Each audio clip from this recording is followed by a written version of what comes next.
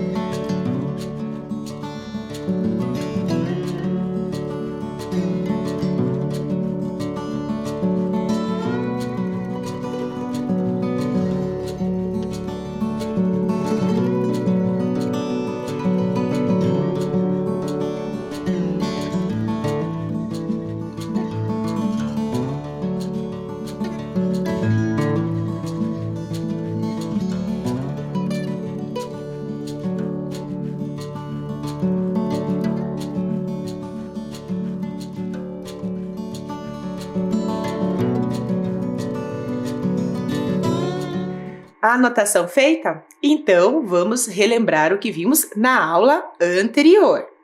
Então, a primeira questão que nós vimos na aula anterior foi a relembrar o que era uma lenda. Lembram-se que lenda é um texto narrativo, que ele usa elementos naturais, todos os seus personagens são ficcionais. Outra questão muito importante que ele reflete os modos de pensar, não é mesmo? De um povo, usa personagens misteriosos. Também, quando nós falamos sobre as características da lenda, nós fizemos uma comparação rápida entre o conto e a lenda, porque eles têm as características muito parecidas. Então, nós vimos que o conto ele é totalmente ficcional. Já a lenda não. Já a lenda ela é realizada, ela é produzida por meio de tradição popular, né, elementos históricos e tudo mais. Ok? Depois disso, nós fizemos a leitura de um texto, lembram-se, olha lá, As Estrelas que Contam Histórias, que era um texto em que mostrava, né, as histórias que as estrelas estavam nos contando, né? Que nós vimos a questão do Cruzeiro do Sul, as Três Marias e outras informações também que nós vamos relembrar daqui a pouquinho. E por fim, nós fizemos o de olho no texto, que nós fomos analisar cada trecho do texto que nós lemos e utilizamos alguns verbetes de 2 dicionários. Lembram-se que ainda eu expliquei que nós tínhamos 2 dicionários em que eles traziam, né, os significados daquela palavra e você tinha que adequar ao contexto que nós estávamos utilizando. Lembraram? Então, você sempre tinham 2 definições, vocês tinham que escolher aquela que se adequava ao contexto de cada trecho que nós vimos. E para finalizar, nós vimos um vídeo que falava sobre as estrelas. Então, o que nós vamos fazer na aula de hoje? Primeiro, nós vamos relembrar o texto. E para nós relembrarmos o texto, você vai fazer a atividade aí comigo, tá bom? Então, você vai fazer aí. Pode pegar um papelzinho, né, que você tem aí. Então, você vai fazer um papelzinho assim, com V de verdadeiro, ok? E você vai fazer um outro papelzinho com X, quer dizer que é falso. Então, nós vamos analisar cada trecho e vamos ver se aquela informação é verdadeira ou é falsa. Mas para isso, eu vou te dar um tempinho, bem rapidinho, só para você fazer essa interação comigo.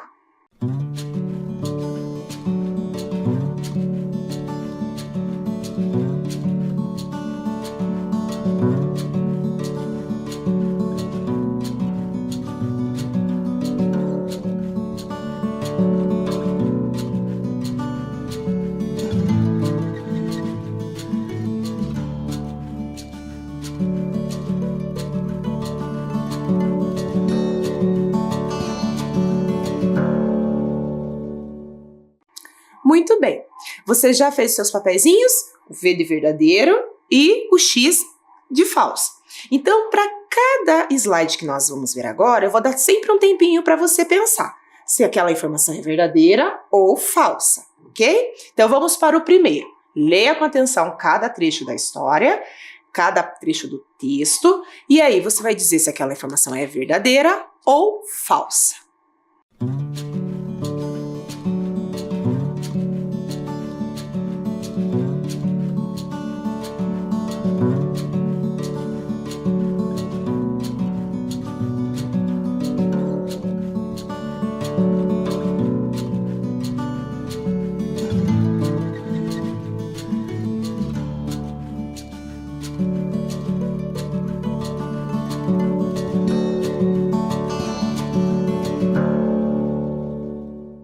Pensou, analisou as questões, então vamos fazer juntos agora.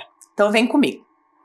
Então o primeiro trecho diz assim: o ser humano estuda os mistérios do céu somente após existirem os modernos telescópios. Foi isso que o texto nos disse? Verdadeiro ou falso? Falso, né? Por quê?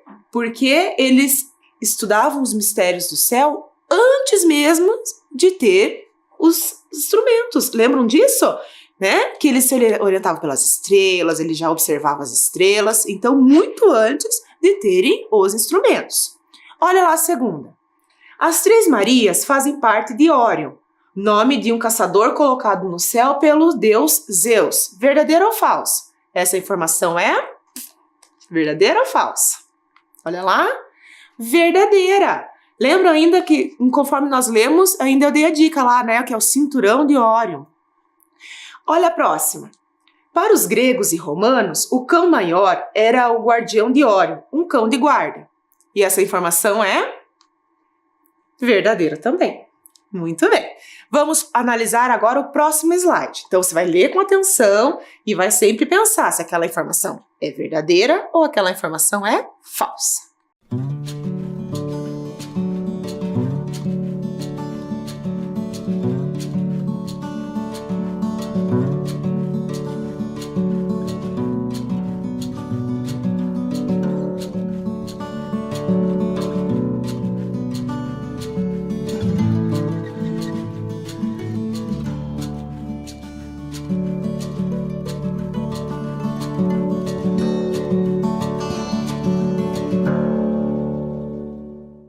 Leu com atenção os trechos? Então agora nós vamos analisar um por um para ver se aquela informação é verdadeira ou falsa. Então vamos ler o primeiro.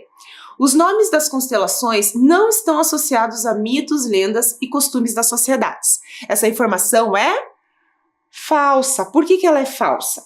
Lembram-se que quando nós lemos o texto, essa informação foi grifada lá, porque nós tínhamos acabado de relembrar as características da lenda. Lembram-se que essa faz parte do folclore, que elas fazem parte, né, de história de um povo, ok? Então, por isso que essa informação é falsa, porque ela está, sim, relacionada a mito, a lenda, ou ao costume de um povo. Mesmo porque, lembram-se que eles usavam as estrelas para muitas atividades que eles faziam. Olha outro trecho. O Cruzeiro do Sul atrapalhava os navegadores do século XVI a se orientar durante as suas viagens? Essa aqui tá fácil, né? Então essa aqui a gente sabe que é falsa. Por que é falsa? Porque o Cruzeiro do Sul, ele ajudava. Lembram-se que ele que direcionava as navegações, ok? E olha a última. O Cruzeiro do Sul é a menor das 88 constelações que podem ser vistas da Terra. Essa informação também ela é verdadeira. Então, ela sempre vai fazer esse auxílio. E vejam, por mais que ela não seja pertencente a uma grande constelação, ela ainda auxilia muita gente. Vamos analisar, então, agora o nosso último slide. Então, leia com atenção e verifique se aquela informação é verdadeira ou falsa.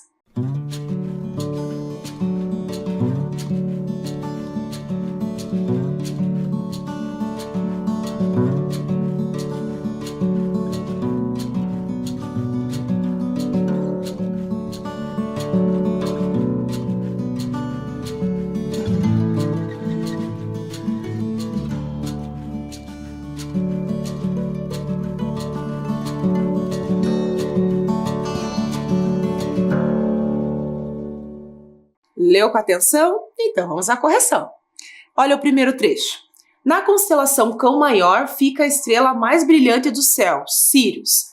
Essa informação é verdadeira. Lembra-se que nós ainda vimos na imagem onde que fica Sírius. Vocês viram como ela era brilhante.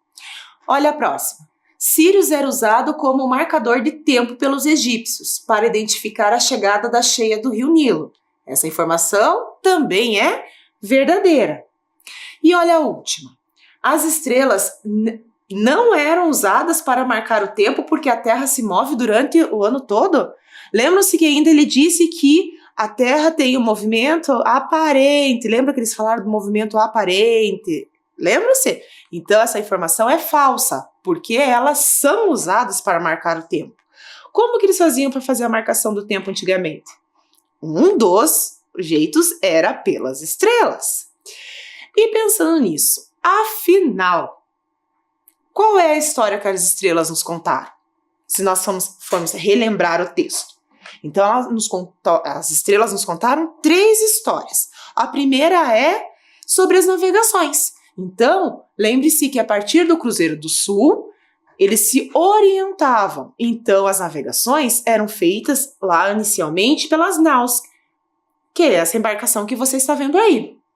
Ok? Então, ela, sim, foi muito utilizada para as navegações, como localização e direcionamento. Olha o próximo. Era uma mitologia greco-romana. Lembram-se lá que nós falamos? Que acabamos de relembrar, que é o caçador e o guardião. Então, como vocês podem ver aí na imagem, olha lá, ó, o Órion. Lembra que eu ainda falei do cinturão de Órion, as 3 Marias que fazem, né, que dá a entender que é o cinturão dele ali. E a terceira é a marcação do tempo. Lembre-se que eles utilizavam as estrelas, que eles observavam o movimento das estrelas e que não era exatamente o movimento das estrelas, era o movimento aparente do planeta Terra. Ok? E com o passar do tempo, nós utilizamos outros instrumentos. Um deles é esse aí que você está vendo, que é a ampulheta. Tudo bem?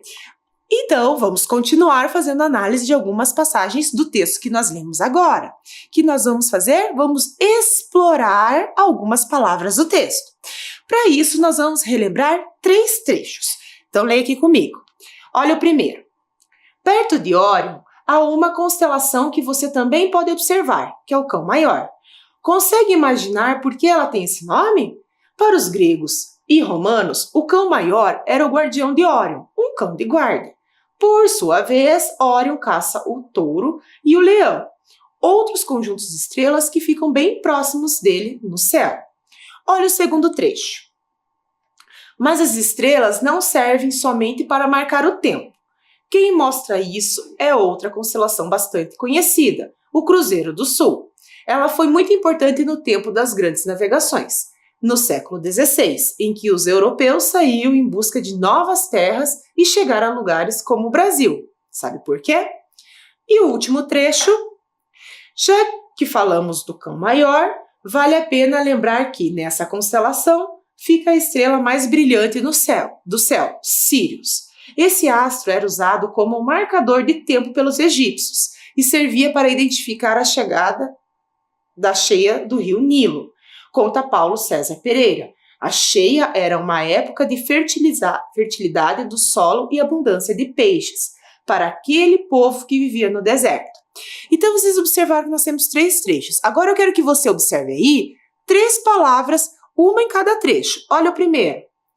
Primeira palavra, próximos. O segundo trecho, palavra século.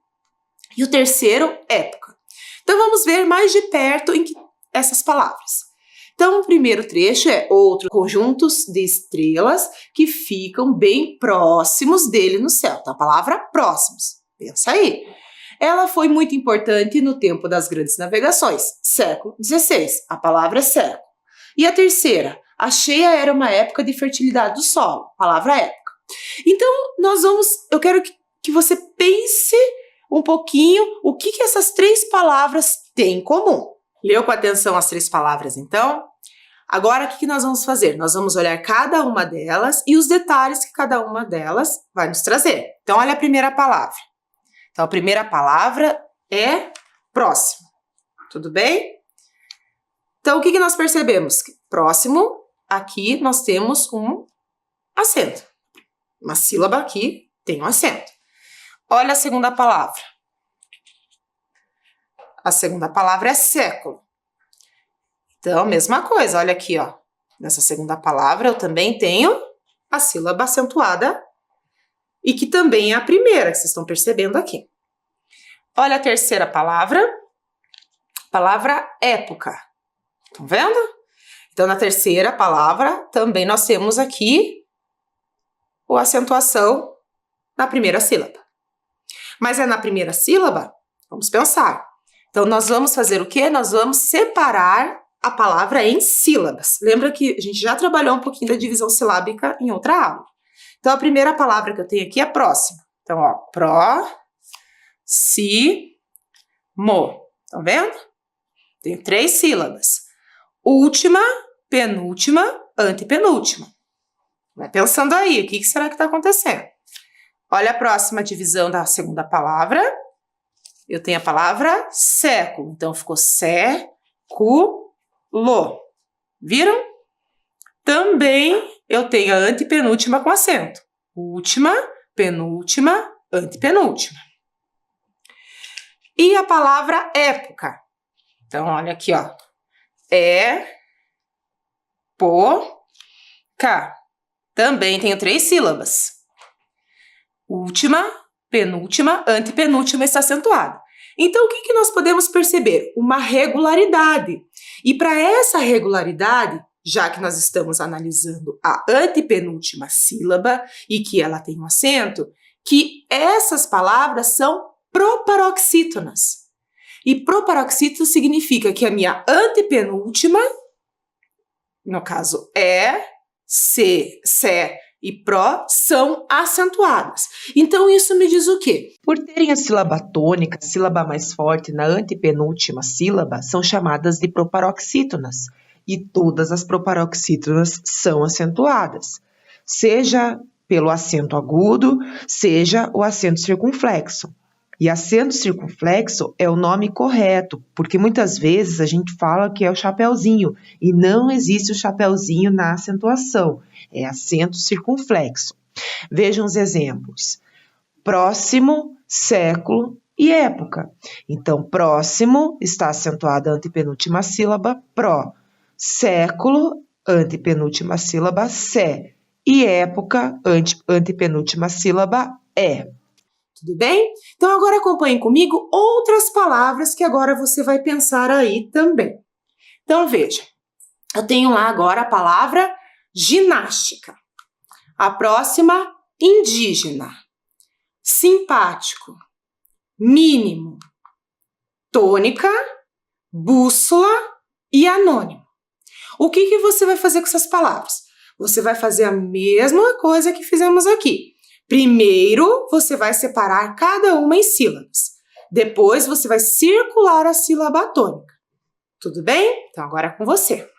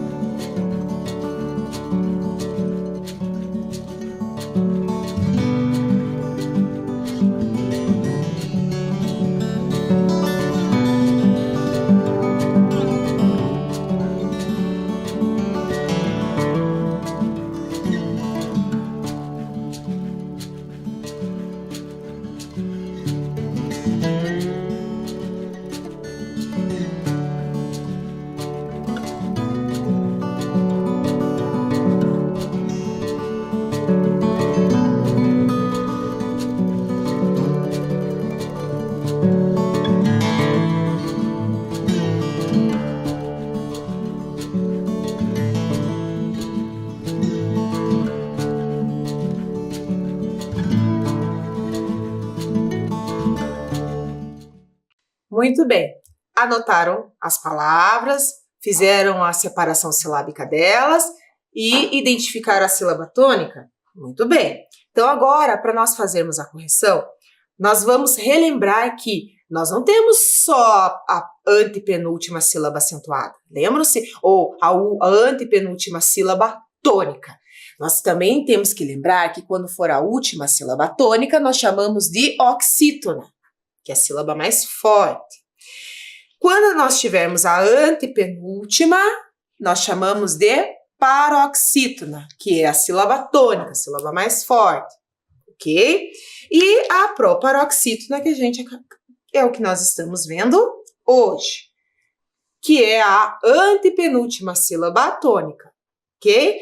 Mas que nós estamos percebendo que elas são acentuadas. Então, vamos ver lá. Então, a primeira palavra era ginástica. Então, vamos fazer a divisão da palavra ginástica.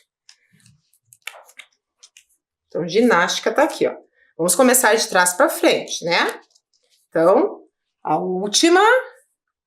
Deixa eu pôr mais para cá esse aqui. Aí, nós temos a penúltima e a antepenúltima. Só que ginástica, ela tem 4 sílabas, então nós temos o G aqui, ok? Vamos para mais uma palavra. Qual é a próxima?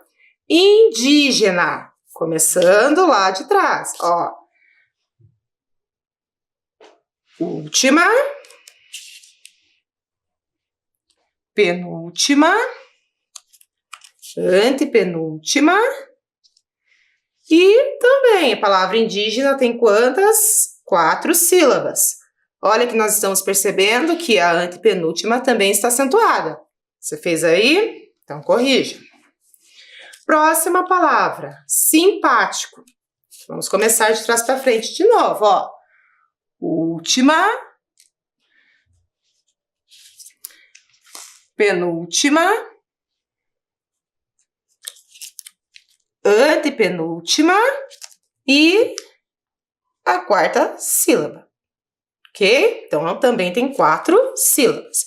Vocês viram que nos exemplos as palavras tinham 3 sílabas e a 3ª, de trás para frente, que era acentuada, ou seja, era a sílaba tônica, a sílaba mais forte, ok? Vocês estão percebendo aqui que sempre quando nós temos as proparoxítonas, elas são acentuadas. Então, é uma regra. Olha o próximo. A próxima palavra é mínimo. Então, olha lá.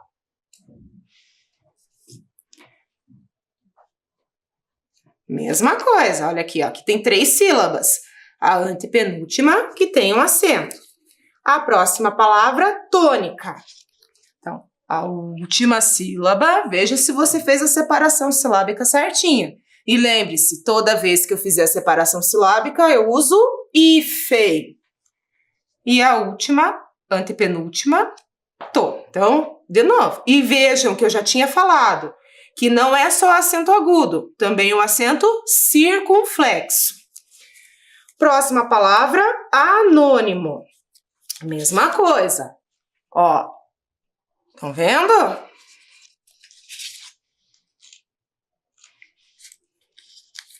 E nós vamos perceber que anônimo também é uma palavra que tem 4 sílabas. Tudo bem? E a última, a palavra é bússola. Lembrando que na separação silábica, os S's ficam separados. Estão vendo aqui? Então, o que nós podemos perceber com essa atividade? Que todas as vezes que a antepenúltima sílaba for a mais forte, ela obrigatoriamente vai ter um acento. Muito bem, agora que nós já analisamos algumas palavras, vamos para o jogo dos 7 erros. Então, você vai analisar as palavras que eu vou colocar aí para você, e o que seria o jogo dos 7 erros? Achar o erro. Então, você vai localizar as palavras que não foram acentuadas. E lembre-se, a regra é acentuar todas as proparoxítonas, ou seja, a antepenúltima sílaba. Se nós formos contar, é a 3ª de trás para frente. Então, vamos lá, ó, acompanhem comigo. Então, eu tenho essas palavras aqui. Círculo, sílaba, cócegas, ângulo, abóbora, pêssego, pétala, médico, pássaro, público, lâmpada, árvore, quilômetro, príncipe, último e trânsito. Eu vou dar um tempinho para você. E lembre-se, jogo dos 7 erros é rápido, porque você tem que olhar rapidinho as palavras e só identificar e registrar aquelas que o acento não foi colocado. Vamos à obra.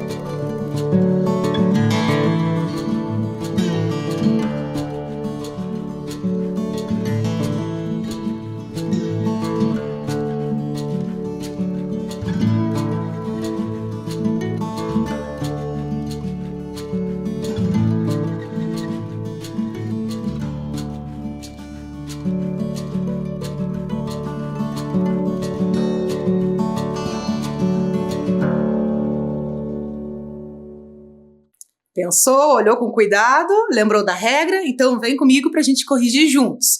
Olha lá, palavras que têm que ser acentuadas e não estão são. Primeira palavra, círculo. Anotou lá? Segunda palavra, cócegas. Terceira palavra, ângulo. Próxima palavra, pétala. Faltam quantas mesmo? Se é jogo dos 7 erros, ainda faltam 3. Então, vamos achar mais 3.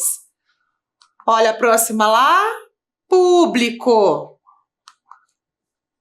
A outra palavra é quilômetro. Então, falta uma, que é a palavra trânsito. Olha lá no cantinho, a última. Muito bem. Agora que nós já achamos as palavras, o que nós vamos fazer? Nós vamos analisar agora a sílaba tônica. Lembra que é a sílaba mais forte que tem que ser o acento. A primeira era círculo, então a sílaba que eu tenho que identificar. Vamos só clarear todas elas. Agora sim, círculo, então o que você teria que fazer, né? A identificação no cir. Palavra cócegas, no có. Palavra ângulo, no ão. Lembre-se que o acento circunflexo, ele também é um acento e também vai identificar a sílaba tônica. Pétala é no pé, público, no pu, quilômetro, no lô e trânsito, no tram. Então, vou dar um tempinho aí para você, se você não identificou, você já identifica cada uma delas.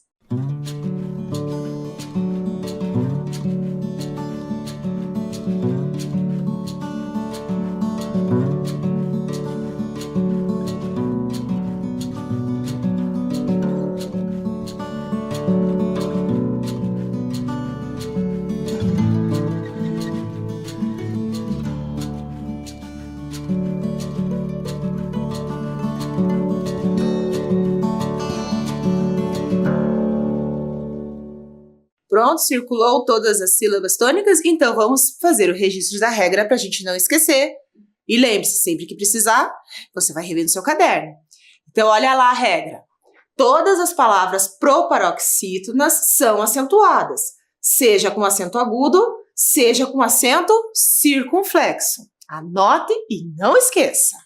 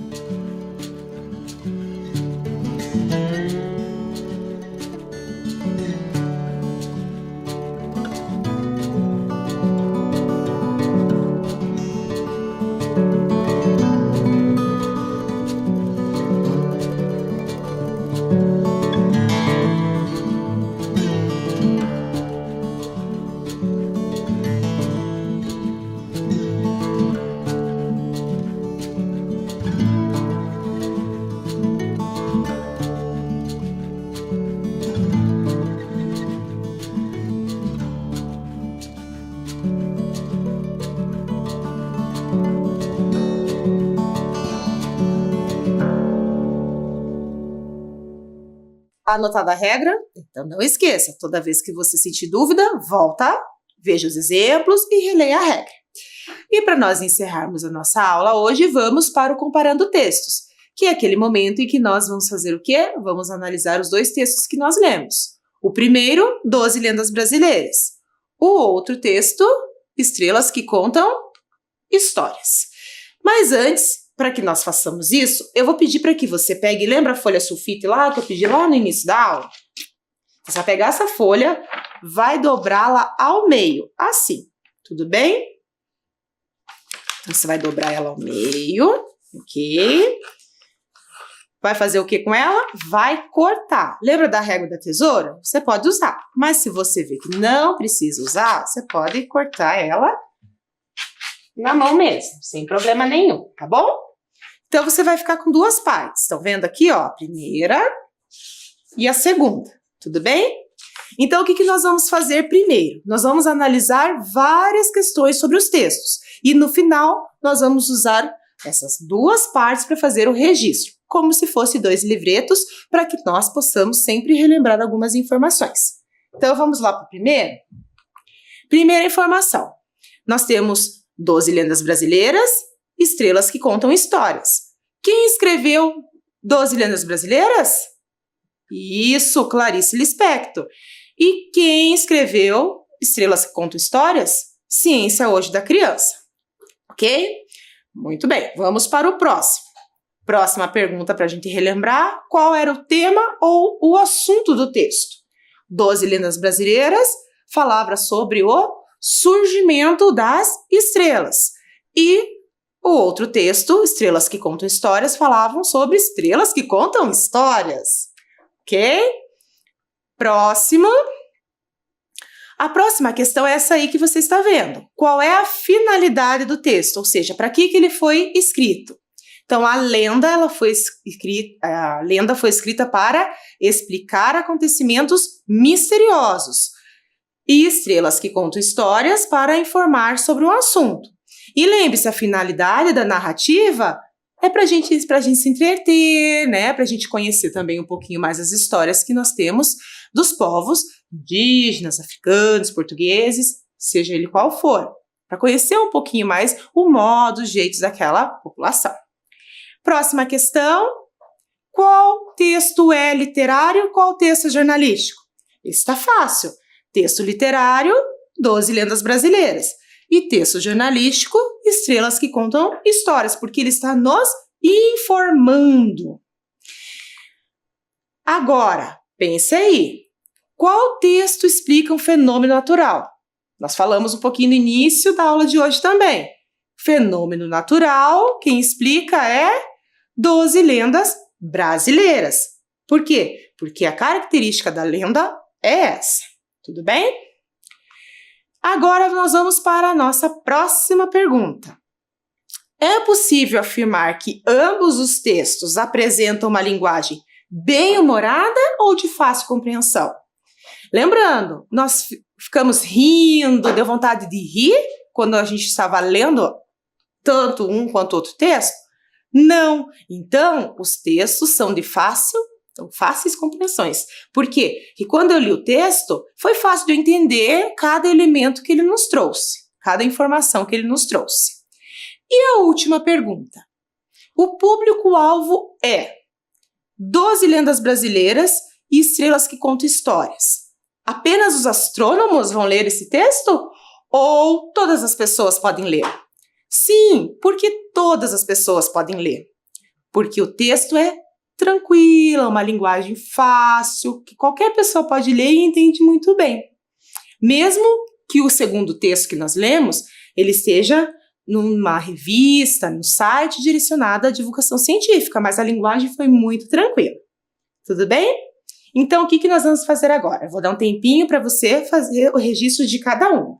Então, você vai pegar agora a primeira parte, lembra que você cortou? E nessa primeira parte, você vai registrar lá Clarice Lispector, que é o título. Estão vendo aqui? Deixa eu pegar o outro. vocês vão colocar Clarice Lispector, que não é o título, né? É a autora, e antes você vai colocar lá o título do texto, 12 lendas brasileiras. E dentro, como eu fiz aqui, você vai fazer o registro disso que a gente acabou de conversar. Tudo bem? Então vamos à obra.